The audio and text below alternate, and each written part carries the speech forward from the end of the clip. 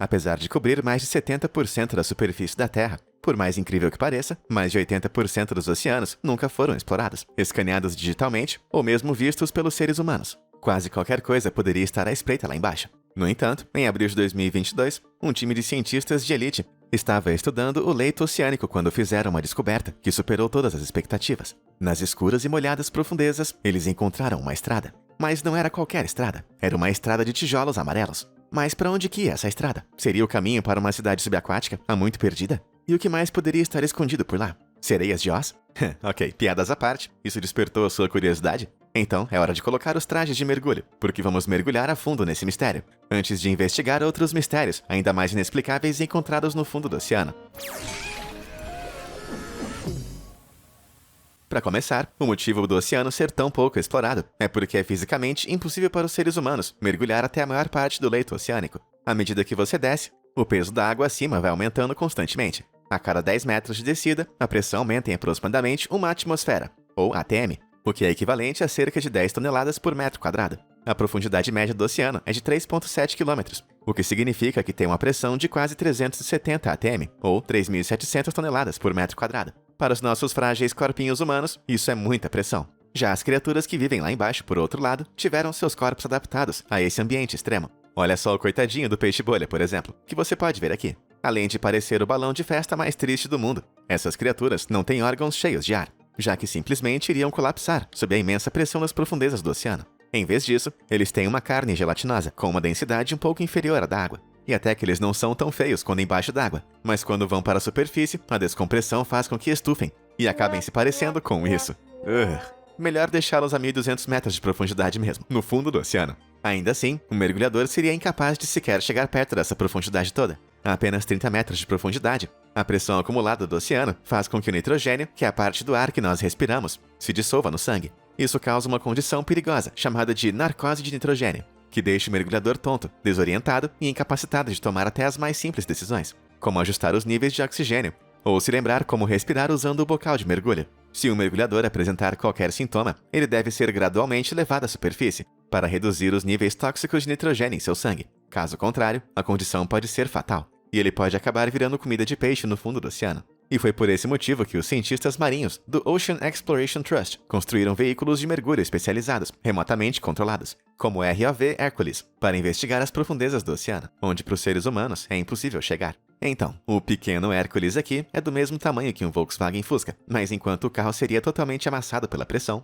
esse ROV foi construído para mergulhar a profundidades de até 4 km e pode suportar uma pressão de até 3.759 toneladas por metro quadrado. Ele é equipado com 2 braços operados por controle remoto e repleto de sensores que medem tudo o que você pode imaginar, de pressão e profundidade até os níveis de concentração de oxigênio. Ele também é movido usando 6 propulsores, que permitem que os cientistas marinhos manobrem o Hércules debaixo d'água na direção que eles quiserem. Nessa filmagem, o Hércules mergulhava a mais de 1.000 metros de profundidade, na montanha marinha de Nootka, um vulcão submarino na região do Oceano Pacífico, ao norte do Havaí. Os cientistas estavam usando o ROV para coletar amostras da crosta de ferro-manganês. Essa crosta rica em metais se forma ao redor de vulcões submarinos e continuam crescendo conforme as partículas de ferro-manganês do fundo do oceano se solidificam, se acumulando nas rochas e crescendo até 10 milímetros por ano. Poxa, bem que eu queria que a crosta crocante e fininha da minha pizza continuasse crescendo desse jeito. Após coletar amostras da crosta, o Hércules girou. E foi aí que os cientistas avistaram algo estranho à distância. Eles viram o que parecia ser um antigo leito ressecado com um padrão extraordinário na sua superfície. Mas conforme foram se aproximando, eles perceberam que o padrão em grade, na verdade, parecia a velha estrada de tijolos amarelos. No entanto, essa estrada não levava ao maravilhoso mundo mágico de Oz, e nem era o caminho secreto para a mítica cidade de Atlantis. Apesar de parecer que foi colocada ali com esse padrão de tijolos, esse é só mais um exemplo das antigas atividades vulcânicas. O que parece ser uma estrada de tijolos amarelos é na verdade feita de rocha hialoclastite. Esse tipo de rocha vulcânica é formado por grandes fragmentos de vidro e são geralmente associados a grandes e voláteis erupções vulcânicas subaquáticas. A fragmentação, com formato único, é resultado de um choque térmico. Isso acontece quando uma violenta explosão de uma erupção faz com que a lava muito quente se solidifique rapidamente assim que toca o oceano, que está numa temperatura mais fria. A rápida contração faz com que a rocha recém-formada se parta e rache nesses fragmentos finos, e às vezes com formatos estranhamente regulares. No caso do leito da montanha marinha de Nootka, então é provável que essas fraturas únicas em 90 graus foram por conta do estresse de vários aquecimentos e resfriamentos de múltiplas erupções ao longo da margem do vulcão. E o resultado é esse desconcertante padrão, como a estrada de tijolos amarelos. A montanha marinha de Nootka é parte da cadeia de montanhas de Liliuokalani, localizada em uma região do Monumento Marinho Nacional Papahanaumokuakea. Essa área de conservação oceânica se estende por mais de 1.500.000 km², uma área maior do que todos os parques nacionais dos Estados Unidos juntos. Mas com certeza não é um bom lugar para você acampar com os amigos, já que ele chega a quase 3.000 metros de profundidade em alguns lugares. Apenas 3% da área já foi investigada por cientistas até agora, então quem sabe o que mais eles podem encontrar. Mas e aí, você acha que ainda vão encontrar coisas mais estranhas do que aquela estrada de tijolos amarelos? Se você acha que sim, aperte o botão de curtir e diz aí nos comentários abaixo o que você acha que os cientistas ainda podem descobrir. E não me importa o que dizem os cientistas, eu ainda acho que os sapatinhos de Ruby da Dorothy podem estar escondidos em algum lugar por ali. Agora, por mais incrível que possa parecer, as águas ao redor do Havaí não é o único lugar do oceano que esconde segredos. Mas antes de continuar, não esquece de se inscrever no canal. E aí, tudo pronto? Maravilha! Então respire fundo e vamos pro próximo mergulho. Catacumbas submersas. Em 1950, a China começou a passar por uma rápida mudança. O Partido Comunista Chinês assumiu o poder e começou uma revolução industrial. Para atender à imensa demanda por energia elétrica, em 1959, foi construída uma represa para alimentar uma usina hidrelétrica no rio Xinna, que iria alimentar a província de Zhejiang, assim como a cidade em crescimento de Hangzhou. No entanto, durante a construção da represa, a antiga cidade de Xisheng, que existia ali há mais de 1.800 anos, teve que ser inundada. 300.000 pessoas foram realocadas, enquanto a cidade foi afundada em mais de 18 quilômetros cúbicos de água. Muitos acharam que os antigos monumentos da cidade seriam destruídos pela enchente, mas 42 anos depois, mergulhadores desceram na represa do lago Qiandao e ficaram surpresos ao descobrir que a cidade antiga estava perfeitamente preservada. Escondida abaixo de 40 metros de água, a cidade antiga ficou protegida do vento, das chuvas e da erosão causada pelo sol. As águas no lago artificial são geladas e calmas, e por isso a cidade também não foi atingida por correntes subaquáticas. Então, como podemos ver aqui, as construções ficaram congeladas no tempo dentro do lago. Xicheng significa literalmente a cidade-leão. E debaixo d'água, os mergulhadores foram capazes de admirar as estátuas de leão das dinastias Ming e Qing, perfeitamente preservadas nas paredes inundadas da cidade subaquática. Além de outras amostras impressionantes de arquitetura, como casas, templos e incontáveis arcos com esculturas de dragões e mais leões. Pode-se dizer que esse lugar é o orgulho subaquático da China. Cidade do Pecado. Sin City. Hoje em dia, Las Vegas é a cidade mais famosa do mundo por suas festas, mas nos tempos antigos, havia outra locação onde as festas mais animadas eram feitas. Baiai era com certeza o ponte mais famoso da Roma Antiga. Os super ricaços que habitavam Roma viajavam para lá, para fazer festas e aprontar coisas que fariam o próprio Snoop Dogg balançar a cabeça de vergonha. Com seus spas de águas termais e piscinas revestidas de ladrilho, Baiai era a imagem perfeita do paraíso. Uma pena que agora, um milênio depois, a cidade inteira esteja debaixo d'água, mas ela está longe de estar abandonada. Ela se tornou um popular destino para mergulhadores e turistas, que podem nadar entre as ruínas dos antigos mosaicos que ainda estão em ótimas condições. Uau! Isso que é uma vista incrível! Mas como foi que a cidade acabou embaixo d'água? Bom, a verdade é que Baiai foi construída em um supervulcão, conhecidos como Campos Flegrius. A caldeira submersa desse supervulcão cobre um raio de 13 km e envolve 24 crateras individuais. A erupção principal aconteceu há cerca de 37.000 anos atrás e cuspiu 200 km cúbicos de lava pelo ar. Depois disso, o vulcão continuou ativo abaixo da superfície por muitos anos. E enquanto os antigos romanos estavam festejando em Baiai, a caldeira sobre a qual a cidade foi construída também fazia sua festinha particular, ondulando para cima e para baixo. Esse fenômeno é conhecido como bradicismo e é a elevação e depressão gradual da crosta terrestre, causada por câmeras de magma sobre a superfície sendo cheias e esvaziadas. O esgotamento do magma das câmeras dos Campos Flegrius causou o afundamento da caldeira numa fenda, fazendo Baiai afundar gradualmente no mar. Os restos da cidade agora repousam em uma tumba rasa inundada, a cerca de 6 metros de profundidade. As ruínas são abertas ao público. Isso significa que você pode mergulhar até esse refúgio romano pessoalmente. No entanto, como podemos ver, as construções se deterioraram com o passar do tempo, ou foram tomadas por peixes oportunistas, que transformaram essas estátuas em recifes. Mesmo assim, as fundações de muitas dessas construções continuam em condições incríveis, fornecendo uma perspectiva bem parecida de como os antigos romanos viviam e festejavam. Mesmo debaixo d'água, Baiai continua impressionante. Talvez devêssemos dar uma festinha do mergulho por ali.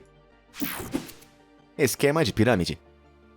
Em 1933, um comandante da Royal Air Force sobrevoava o mar Mediterrâneo quando decidiu dar uma espiada para fora de seu cockpit e acabou avistando algo no oceano abaixo. Olhando mais de perto, enquanto sobrevoava a baía de Abu Qir, o piloto viu que parecia ser uma cadeia de ruínas debaixo d'água. Por pura sorte, ele tinha acabado de encontrar os restos de uma antiga cidade do Egito, Thonis Herakleion. Esse assentamento egípcio já havia sido uma grande cidade cosmopolita e ponto importante de comércio, quase como uma Nova York da antiguidade, quando foi fundada há 2.700 anos atrás. Apesar de ser descrita em diversas escrituras antigas, acreditava-se que a cidade tinha sido totalmente varrida da terra pelo tempo, até que foi milagrosamente encontrada. Desde então, arqueólogos têm usado sonares para escanear a Baía de Abukir. Pulsos de ondas sonoras são emitidos em direção ao leito marinho, e o eco é analisado para criar um mapa de quais são os objetos perdidos que estão escondidos sob a areia. O mapa produzido pelo sonar apontou artefatos antigos inacreditáveis, que foram dragados do mar, como essas estátuas gigantes de reis e rainhas do período ptolomaico, que têm mais de 5 metros de altura. Os arqueólogos também encontraram moedas, peças de cerâmica e até uma cabeça de javali preservada, enquanto que mergulhadores conseguiram investigar as ruínas limpas de sedimentos na água. A preservação imaculada de Thonis Herakleion, no fundo do mar, está relacionada à forma como a cidade desapareceu. O solo onde a cidade foi construída era constituído principalmente de argila, mas com uma sucessão de enchentes por conta das marés e terremotos, fez com que o solo liquefeito cedesse, fazendo as fundações da cidade se transformarem em uma sopa de areia. Isso fez com que as construções de pedra se afundassem no chão, sendo consumidos pela areia movediça. Mesmo assim, a cidade ficou perfeitamente preservada sob o sedimento argiloso. Por incrível que pareça, 95% dessa cidade submersa ainda permanece inexplorada. Quem sabe quais outros tesouros egípcios ainda podem ser encontrados aqui. Se bem que, conhecendo os egípcios, eu espero que ninguém desperte uma terrível maldição de alguma múmia por acidente. A culpa é de quem?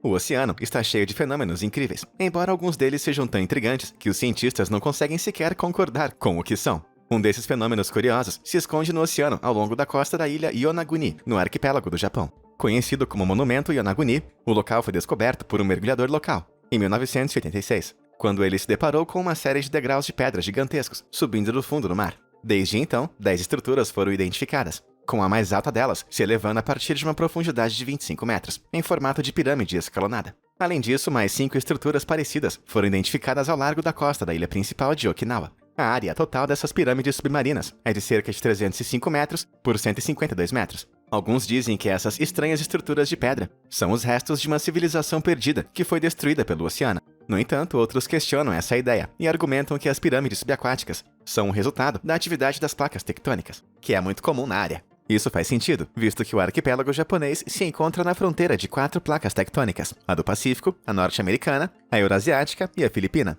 que se deslocam e colidem umas contra as outras, de forma constante. Então, essas pirâmides submarinas são o resultado da atividade das placas tectônicas ou são remanescentes de uma civilização há muito perdida? Bom, talvez nunca iremos descobrir. Alguns arqueólogos argumentam que as formações escalonadas são o resultado de arenito quebrando ao longo das linhas das falhas, devido à atividade tectônica. O arenito tipicamente se fragmenta ao longo de planos em pedaços individuais, com bordas retas, e nesse caso, a pressão da placa tectônica móvel embaixo pode ter forçado as camadas de rocha quebrada a se elevarem longitudinalmente, criando esse efeito de degrau. No entanto, outros geólogos marinhos que fizeram expedições de mergulho ao monumento dizem que há evidências de marcas de ferramentas na pedra. Eles também afirmam que há figuras rudimentares gravadas em algumas superfícies e rochas esculpidas em formas de animais. Além disso, foi descartada a possibilidade dessas estranhas marcas serem linhas e buracos formados por remoinhos e criaturas marinhas. No entanto, alguns dizem que esses mergulhadores são teóricos da conspiração, procurando padrões nessas estranhas marcas e inventando toda essa história de personagens e rostos, quando na verdade são apenas linhas aleatórias.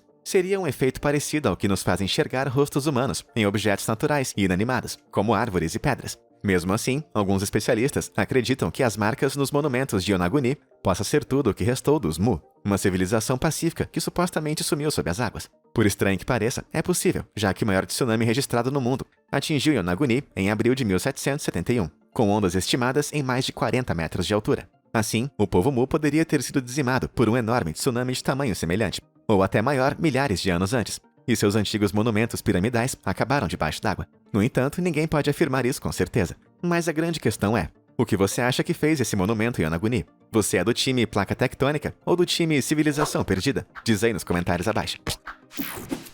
Piratas do Caribe.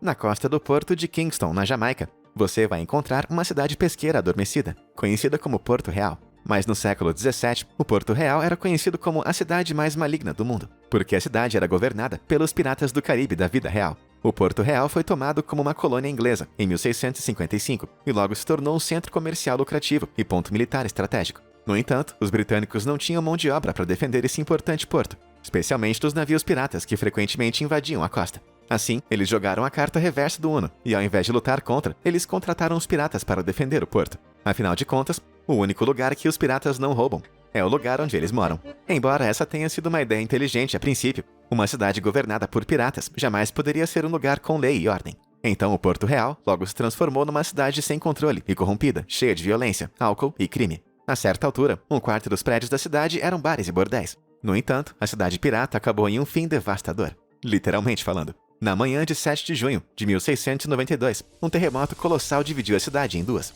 seguido por um tsunami que se chocou contra a costa. O terremoto dizimou as terras do Porto Real. 66% dos edifícios foram destruídos ou levados do porto. Outras construções afundaram no chão, como a famosa Guiri House. Da área original de 20 hectares de Porto Real, uma enorme área de 8 hectares afundou a uma profundidade de 3 metros e mais 5 hectares deslizaram a uma profundidade de 10 metros abaixo do porto. A cidade, que havia resistido por 37 anos, desapareceu no oceano em questão de minutos. Não só isso, mas a destruição em massa também resultou na aniquilação de metade da população. Os poucos sobreviventes abandonaram a ilha, mas os restos da cidade que ficaram para trás continuaram sendo conservados no oceano de forma sinistra. Os antigos bares e prédios da antiga cidade pirata estão em condições imaculadas, a poucos metros abaixo da superfície. O ambiente com pouco oxigênio na água impede a deterioração, o que significa que muitas das fundações da cidade permanecem intactas até os dias de hoje. Alguns dos antigos bares agora são administrados por tartarugas marinhas. Então, se você estiver interessado em ver a Casa dos Piratas do Caribe pessoalmente, você pode dar um mergulho entre os destroços preservados, em visitas com um guia. Já eu, pessoalmente, vou me contentar vendo apenas os filmes mesmo. Obrigado. Rolam as pedras. O oceano está em constante movimento. Às vezes as marés sobem e inundam o litoral, mas outras vezes o oceano recua, oferecendo uma nova paisagem. E foi isso que aconteceu há quase 9.000 anos, na Era Neolítica, a última parte da Idade da Pedra. Próximo à atual localização da costa norte de Israel, o oceano recuou, e as marés deixaram para trás terras férteis, ricas em minerais. Aproveitando a oportunidade, nossos antepassados reivindicaram essa nova terra como sendo sua, e logo começaram a usá-las para cultivar. Contudo, isso não durou muito tempo, porque ao longo dos anos o oceano começou gradualmente a recuperar o que havia concedido, e nossos ancestrais foram forçados a se afastar cada vez mais para o interior, conforme as marés invadiam a linha costeira. No entanto, o retorno do oceano foi valioso em longo prazo, porque serviu para preservar esse assentamento da Idade da Pedra, em uma cápsula do tempo, para os arqueólogos estudarem mais de 1 milênio depois. Como você pode ver aqui, as correntes suaves das águas rasas do oceano mantiveram esses artefatos da Idade da Pedra protegidos no fundo do mar. Os artefatos foram bem preservados, como esse poço que os colonos escavaram ao longo de camadas de argila e arenito macio, para extrair as águas subterrâneas, além das antigas fundações de edifícios. Recifes de corais cresceram ao redor das ruínas, aderindo às antigas ferramentas de cultivo e evitando que elas fossem levadas pelas marés. Por incrível que pareça, os arqueólogos recuperaram mais de 8.700 artefatos de sílex, incluindo pontas de flecha, foices, bifaces, pontas de lança e facas. A Vila da Idade da Pedra cobre quase 4 hectares e fornece uma perspectiva clara da época em que os nossos ancestrais estavam apenas começando a se estabelecer nas práticas agrícolas, encerrando a era dos caçadores-coletores. Ao estudar essa aldeia, os arqueólogos podem entender melhor como os primeiros seres humanos viveram. Parece que o oceano deu o máximo de si. Bolhas de problemas. Em 2016, um grupo de turistas mergulhava na ilha grega de Zakynthos, quando nadaram sobre algo muito estranho. Eles encontraram o que parecia ser uma rosquinha de pedra gigante, saindo do fundo do mar, entre 2 e 5 metros abaixo da tona d'água. Os turistas acharam que podia se tratar das ruínas perdidas de uma civilização antiga. No entanto, em investigações mais aprofundadas do local, não foi encontrado nenhuma espécie de artefato de cerâmica, o que leva à conclusão que os mergulhadores encontraram algo que não foi feito pelo homem. Então, o que pode ser responsável por essa singularidade encontrada no oceano?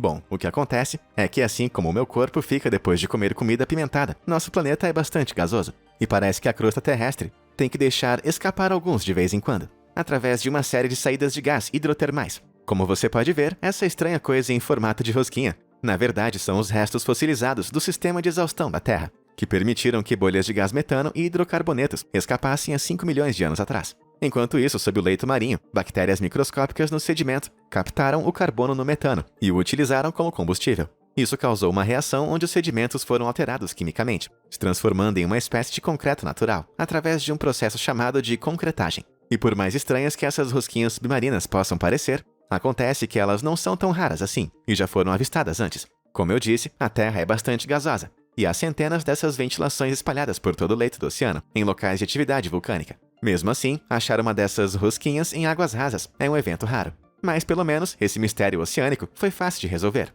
Agora eu tenho que dar um jeito nessa fome que eu fiquei, depois de falar tanto de rosquinhas. Arquivo X.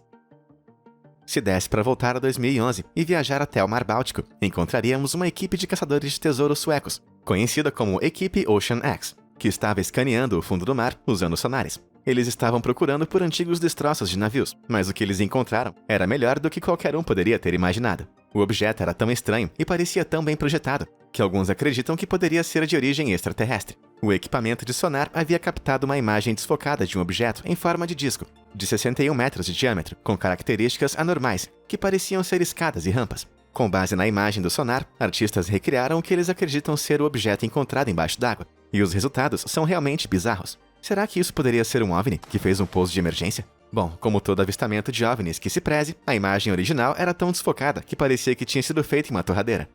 Especialistas até afirmam que as linhas estranhas na imagem devem ser o resultado de um defeito no equipamento. Mas em vez de se conformar com a teoria alienígena, outros especialistas apontaram que essas estranhas marcas são muito provavelmente o resultado de uma erosão glacial. Pedras que foram recuperadas no local, incluindo granito, arenito e um pedaço de rocha vulcânica basáltica, não são comuns nessa área. É provável que as pedras tenham sido arrastadas por uma antiga geleira, que se movia lentamente e que foi derretendo conforme deslizava pelo oceano há muito tempo atrás. A equipe Ocean X refuta essa teoria, mas quando eles tentaram retornar ao local em 2012 para realizar varreduras por sonar mais claras da área, seus sonares pararam de funcionar devido à interferência elétrica. Talvez tenha sido mais uma vez um equipamento defeituoso, ou será que talvez os alienígenas subaquáticos não quisessem que seus segredos fossem revelados? Mundo da fantasia.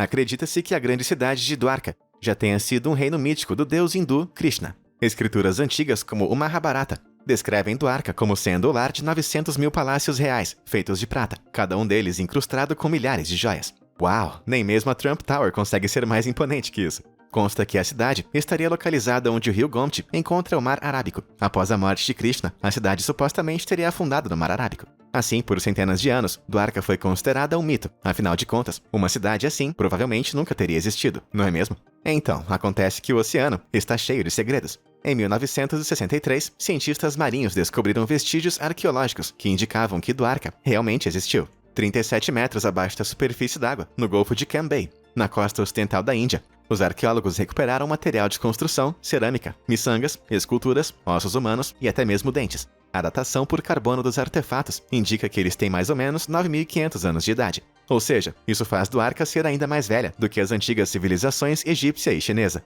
Enquanto isso, as paredes de arenito da cidade afundada, os alicerces das ruas, as moedas de cobre e as grandes estruturas rochosas ficaram realmente muito bem preservadas. E dada a condição intacta em que os edifícios foram encontrados, parece que a cidade foi submersa pela elevação do nível do mar, assim como a lenda descreve. Talvez o oceano quisesse manter esse incrível tesouro para si.